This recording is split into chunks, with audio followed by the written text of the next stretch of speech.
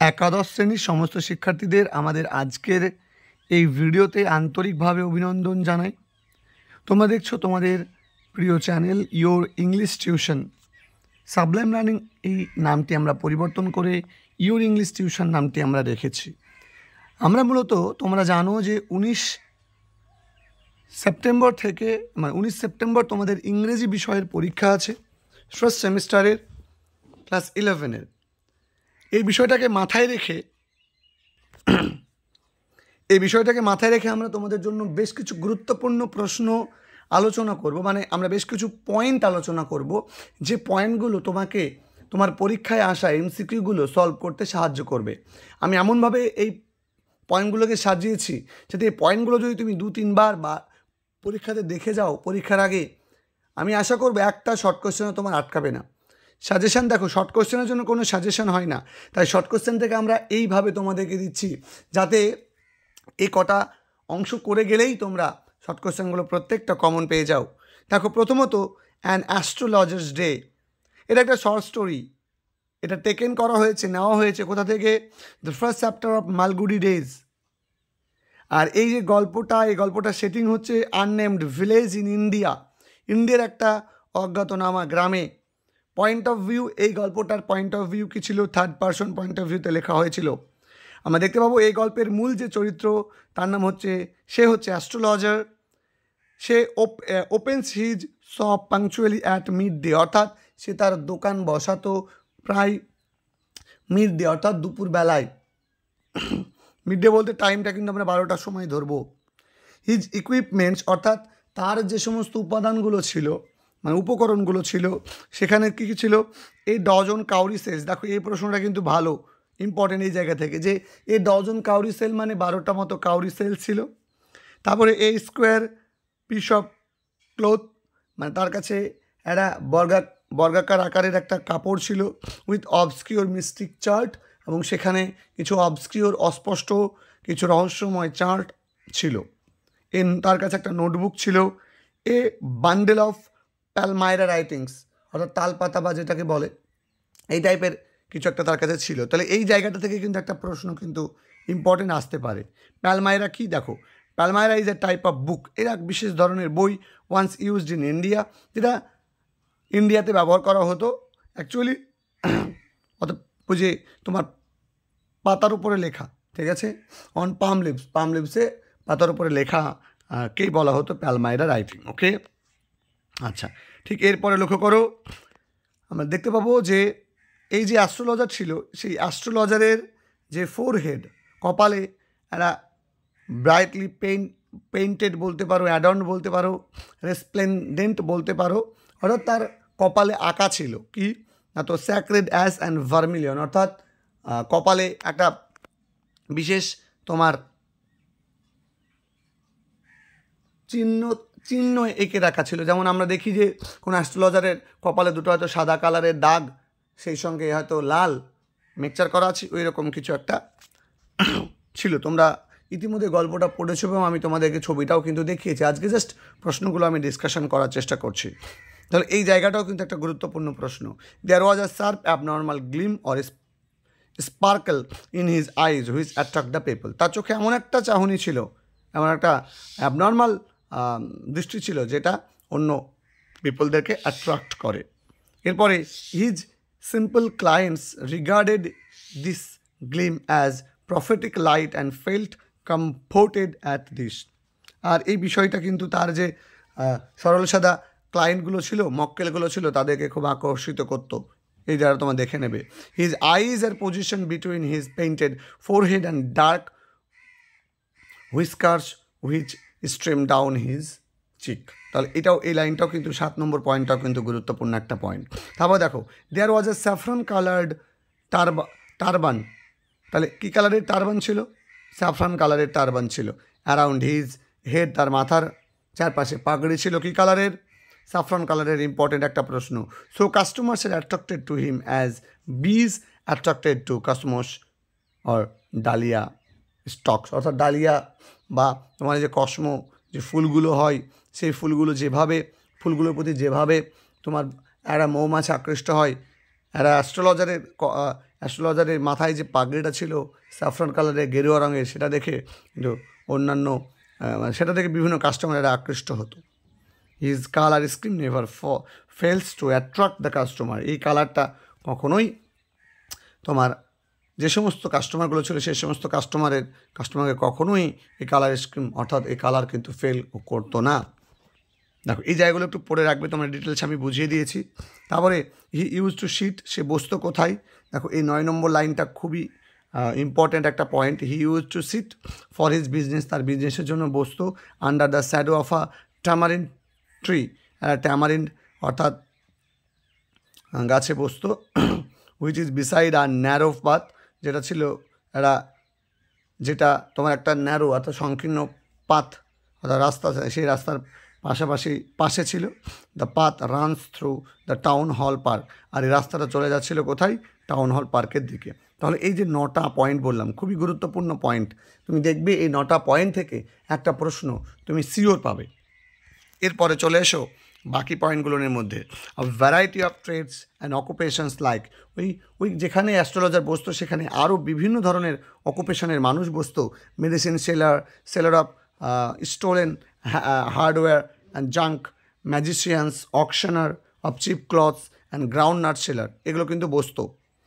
অকশনার created great din all day to attract the whole town, পুরো টাউনটাকে আকর্ষিত করার জন্য অকশনার কী করতো, কী করে রাখতো, একটা গ্রেট দিন অর্থাৎ একটা কী বলবো, একটা ব্যস্ততা বা একটা তোমার আমরা এটাই বলতে পারি যে একটা ব্যস্ততা কী করে রেখেছিল বা একটা কোলাহল তৈরি করে রেখেছিল। তাহলে এই জায়গাটাও কিন্তু একটা গুরুত্বপূর্ণ প্রশ্ন, এখান থেকেও কিন্তু একটা প্রশ্ন কিন্তু আসার সম্ভাবনা রয়েছে। এরপরে আমরা যদি চলে যাই, দেখো ground nut seller gave fancy names to his products. Ground nut seller তার যে প্রোডাক্টস ছিল সেখানে সে বেশ কিছু নামকরণ করেছিল। সে নামগুলো ছিল এরকম যে বোম্বে আইসক্রিম, দিল্লি আমন্ড এবং রাজাজ ডেলিকেসি। ঠিক আছে, তারপরে দেখো ওখানে কী কী ধরনের লাইট ছিল এখানে বলে দেওয়া হয়েছে। যেখানে অ্যাস্ট্রোলজার বসতো সেখানে কী কী লাইট ছিল। One or two shopkeepers had hissing gas light, some had naked flares on poles, some are lit by. দেখো এই জায়গাটা তোমরা একটু ভালো করে দেখে নেবে, এই জায়গাটা থেকে কিন্তু প্রশ্ন কিন্তু আসতে পারে কী কী ধরনের লাইট ছিল। আমি বলবো যে এর বাইরে কোনো প্রশ্ন তোমাদের আসবে না। নেক্সট চলে এসো, দেখো bewildering crisscross of the light rays and moving suited astrologer very well. কোন জিনিসটা অ্যাস্ট্রোলজারকে খুব ভালো মানাতো, তো bewildering crisscross of the light rays and moving, মানে ওই যে আলো, অদ্ভুত রকমের যে আলো যেটা ওই পড়ে, মানে যেখানে অ্যাস্ট্রোলজার বসে তার দোকানের সামনে বসে যে ক্রিস ক্রস তৈরি করতো, যে ক্রস আকার তৈরি করতো এবং সেটা যে ঘুরে নড়াচড়া করতো, এই জিনিসটা কিন্তু অ্যাস্ট্রোলজারকে খুবই আকৃষ্ট করতো। He hardly had any knowledge of stars, তার স্টার সম্পর্কে, তারা সম্পর্কে কোনো নলেজ ছিল না। He did his business by study, long practice and sure guess work.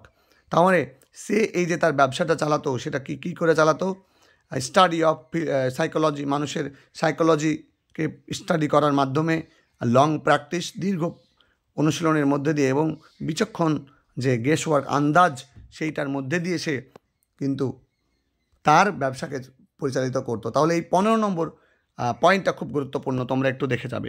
এরপরে আমরা বলতে পারি 16 নম্বর পয়েন্টে দেখো he left his village with, এবার তারপরে আমরা জানতে পারবো যে সে তার গ্রাম ছেড়ে চলে আসছে কিসের জন্য, without any previous thought or plan and four father's profession of farming, মানে তার যে সমস্ত তার ফোর ফাদার্স বলতে তার পূর্বপুরুষদের ওই যে খামার বাড়ির যে কাজ, সে কাজ ছেড়ে কাউকে কিছু না জানিয়েই সে তার গ্রাম ছেড়ে চলে এসেছিল। তারপরে সে গ্রাম ছেড়ে প্রায় এ কাপল 100 মাইলস বা 200 মাইলস পথ কিন্তু সে এসেছিল। Long practice had sharpened his perfection, এই যে দীর্ঘ অনুশীলন, এই অনুশীলনে কিন্তু তার কাজের প্রতি কী এনেছে, যে পারফেকশন, অর্থাৎ ওই কাজের প্রতি দখল এনেছে, মানে এমন একটা কাজ যে সে কাজের প্রতি সে পারফেকশন পেয়েছে। এরপর আমরা পরের অংশটাতে চলে যাব। দেখো এই দুটো অনেকগুলো কিন্তু এখানে আমরা পয়েন্টকে কিন্তু নোট ডাউন করে রেখেছি। হি চার্জ 3 পয়সে পার কোশ্চেন, সে এক একটা কোশ্চেনের জন্য প্রায় 3 পয়সা করে চার্জ করতো।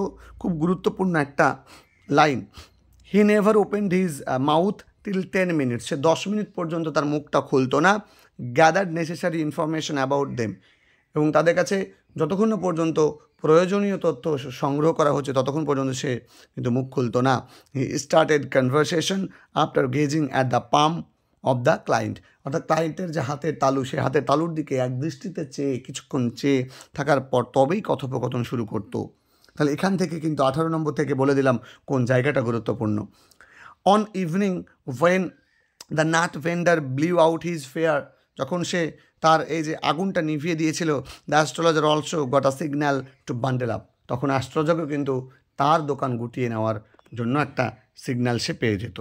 At that moment he sense a possible client Guru Nanak, আর এই মুহূর্তে সে গুরু নায়ক নামে আর একজন ক্লায়েন্টের সে সাক্ষাৎ পেয়েছিল।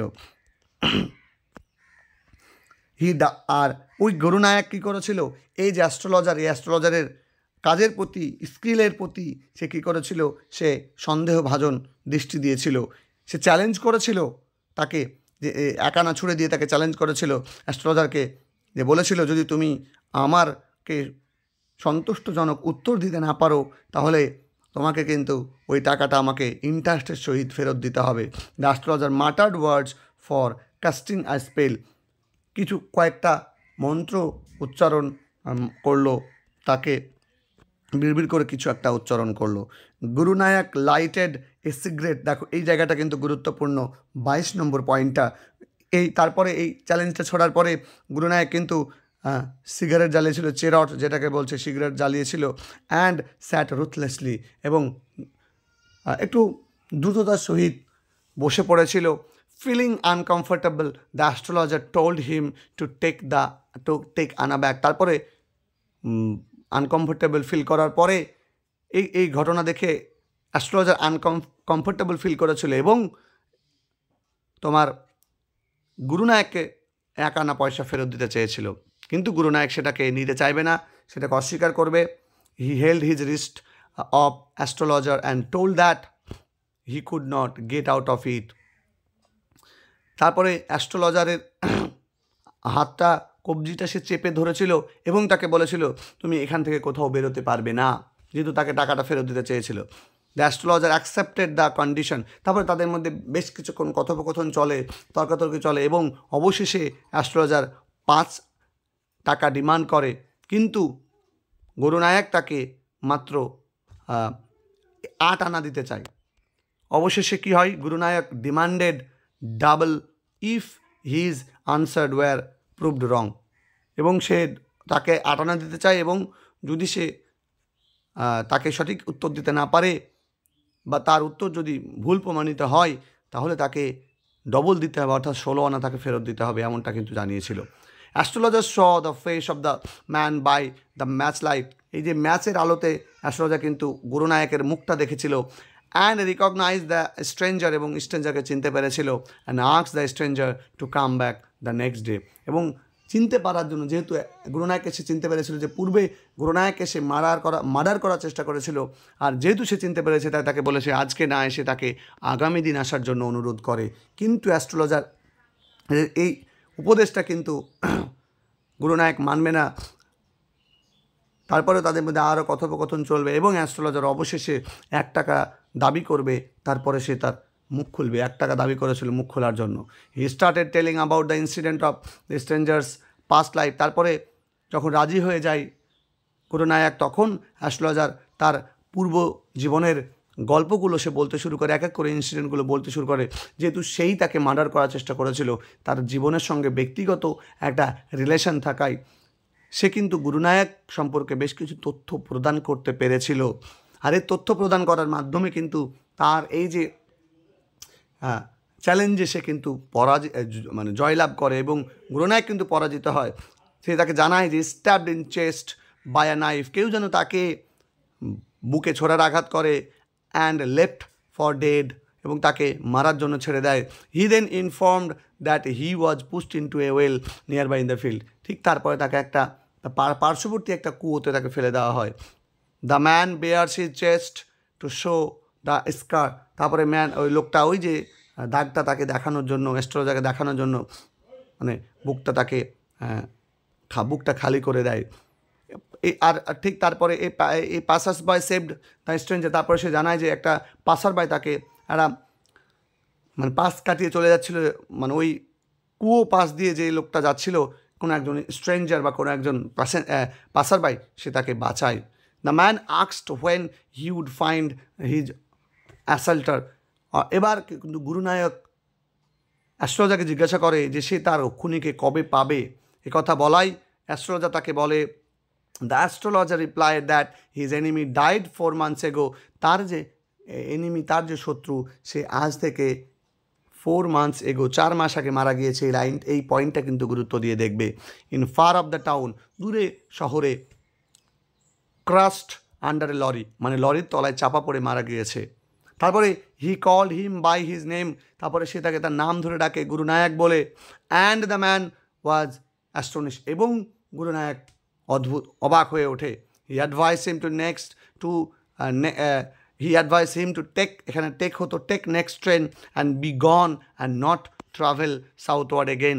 তাকে বলে যে তুমি পরের ট্রেনটা ধরো এবং এখান থেকে চলে যাওয়ার কখনোই দক্ষিণ দিকে আসবে না। ঠিক তারপরে along with his advice he gave him pinch of sacred রেশ, তাকে এক টুকরো মানে একটু হাতের এতে তুলে এক চিমটি তোমার স্যাক্রেড অ্যাশ ছাই তুলে তাকে দিল এবং তাকে বলল তার কপালে ঘষে নেওয়া, তার মুখে ঘষে নেওয়ার জন্য। তারপরে সে তাকে কনসোল করলো, সে তাকে বোঝালো যে হি উড লিভ 100 years, যে সে 100 বছর বেঁচে থাকবে। Gurunayak's village was located 2 days journey due to north of town. অর্থাৎ এই যে গুরুনায়ক নর্থে যে জায়গাটাতে এসেছে, সেখান থেকে গুরুনায়কের বাড়ি হচ্ছে 2 দিনের যাত্রাপথ। The stranger gave a handful of coins to astrologer and went away. এরপরে গুরুনায়ক তাকে এক মুঠ মতো তাকে কয়েন দিয়ে সেখান থেকে কিন্তু সে চলে যায়। আর বেশি কিন্তু নেই, এই কয়েকটার জায়গা আছে, গুরুত্বপূর্ণ জায়গাগুলো কিন্তু তোমাদেরকে আমি আগেই নোট ডাউন করে দিচ্ছি। Nearly midnight he reached home, প্রায় মধ্যরাত্রিতে অ্যাস্ট্রোলজার বাড়ি ফিরে যায় এবং বাড়িতে তার জন্য অপেক্ষা করছিল তার ওয়াইফ দরজাতে। তাহলে এই 38 নম্বরটা মনে রাখবে, 39 নম্বরটা মনে রাখবে। He gave his wife all the coins and told her to count them. তারপরে সে তাকে গিয়ে কয়েনগুলো দেয় এবং বলে যেগুলো গোনো কত হচ্ছে। The amount was 12.5 anas। এই অ্যামাউন্টটা হচ্ছে কত ছিল? 12 আনা, 12.5 anas, 12.5 আনা মতো টাকাটা ছিল। তাকে বলে যে একটা লোক আমাকে এই টাকাগুলো সব দিয়েছে, এরকম সে জানায়। আর এই টাকাটা গোনার পরে কিন্তু এই যে 41 নম্বরটা ভালো করে করবে, 42 নম্বরটা ভালো করে করবে। টাকাটা গোনার পরে এখানে অন্ট আছে, এখানে অন্টেড হবে। She wanted to buy jaggery and coconut to make. সে কিছু গুড় এবং নারকেল কিনতে চেয়েছিল তার মেয়ের জন্য, ফর হার ডটার, তার মেয়ের জন্য কিছু মিষ্টি খাবার বানিয়ে দেওয়ার জন্য। তারপরে ডিনার সেরে, after dinner the astrologer sat on a পায়লে বসেছিল। তাহলে ডিনারে করার পরে কোথায় বসেছিল? এটা গুরুত্বপূর্ণ প্রশ্ন। কোথায় বসেছিল? পায়লে বসেছিল। পায়ল বলতে একটা লো বেঞ্চে বসেছিল। তারপরে হি কনফেসেস এভরিথিং টু হিজ ওয়াইফ। সে তার সমস্ত বিষয়টা, দোষগুলোকে তার ওয়াইফের সাথে স্বীকার করেছিল ওয়াইফের কাছে। তারপরে সে বলেছিল যে ওই দিনটাতে, যে দিনটাতে অ্যাস্ট্রোলজার গুরুনায়ককে হত্যা করার চেষ্টা করেছিল, সেই দিনটাতে তারা সবাই, যারা যে কজন ছিল তাদের দলে, তারা মদ্যপান করেছিল, জুয়া খেলেছিল এবং একে অপরের সঙ্গে ঝগড়া করেছিল, বিবাদ করেছিল। তারপরে তারা finally he comforted her by saying that his victim was alive. তারপরে গুরুনায়ককে হি কমফোর্টেড হার, তাকে বলে যে হ্যাঁ, এখন সেই ব্যক্তিটা বেঁচে আছে, এটাই অনেক। And he was free from guilt, এবং সে তার যে গিল্ট, তার যে দোষ বা এই যে হীনমন্যতা, সেখান থেকে সে কিন্তু এখন মুক্ত আছে। আগে সে ভাবতো যে সে তাকে হত্যা করে ফেলেছে, কিন্তু এখন এটা নিয়ে সে আর বেশি ভাবে না। তারপরে দেখো এখানে আমি বেশ কিছু তোমাদেরকে আমি কিন্তু সিনোনিমাস শব্দ দিয়েছি। এই সিনোনিমাস শব্দগুলো তোমরা একটু পড়ে নেবে। হলো এই হচ্ছে অ্যাস্ট্রোলজার ডে থেকে গুরুত্বপূর্ণ কিছু 43টা মতো আমি অনলাইনার দিলাম। তার মানে এটা নয় যে 43টা অনলাইনার তোমাকে পড়তে হচ্ছে। দেখো আমি কিন্তু খুব বেশি হলে তোমাকে 20টা অনলাইনার কিন্তু বলেছি। আমি তোমাকে কথা দিলাম এই 20টা অনলাইনার তুমি যদি ভালো করে পড়ে যাও, নর্মাল এমসিকিউ যেগুলো আসবে তুমি সবগুলো পেরে যাবে। আর গোটাটা তোমাকে যেভাবে দিলাম তুমি একটু যদি টেকনিক খাটিয়ে উত্তরগুলো করতে পারো, কোন ঘটনার পর কোন ঘটনাটা ঘটেছে, এটা তুমি যদি এই গল্পটা যেভাবে তোমাকে আমি বললাম এটা যদি একটু মনে রাখতে পারো, তাহলে কিন্তু তুমি বুঝে যাবে। দেখো আমি তোমাকে গল্পটা বোঝাইনি, আমি তোমাকে অনলাইনার প্রশ্নগুলো বুঝিয়েছি, তাই কখনো গুলিয়ে ফেলবে না যে আমি তোমাকে এটা একটা আন্ডারস্ট্যান্ডিং ক্লাস দিয়েছি। আমি জাস্ট তোমাকে অনলাইনার দিয়েছি যাতে তুমি বুঝতে পারো যে হ্যাঁ কোন কোন প্রশ্নগুলো করতে হবে এবং কীভাবে এই গল্পটাকে তোমাকে তোমার গ্রিপে রাখতে হবে। তাহলে ভিডিওটা কেমন লাগলো জানিও। যদি ভিডিওটা মনে হয় হেল্পফুল, ভিডিওটা বন্ধুর সঙ্গে শেয়ার করে দিও। দেখা হবে তোমাদের সঙ্গে পরবর্তী ভিডিওতে। ততক্ষণ পর্যন্ত প্রত্যেকে ভালো থাকবে, সুস্থ থাকবে, সুন্দর থাকবে।